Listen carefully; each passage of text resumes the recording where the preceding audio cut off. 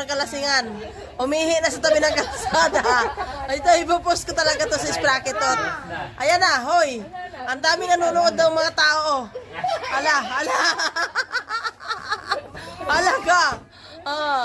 Ay. Maaga na maaga. Ala, wala.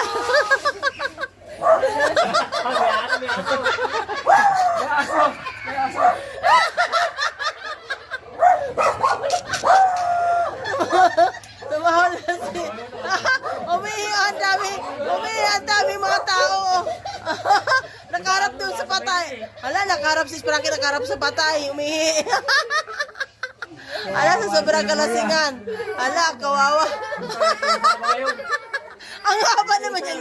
Ang haba naman ihi na yan.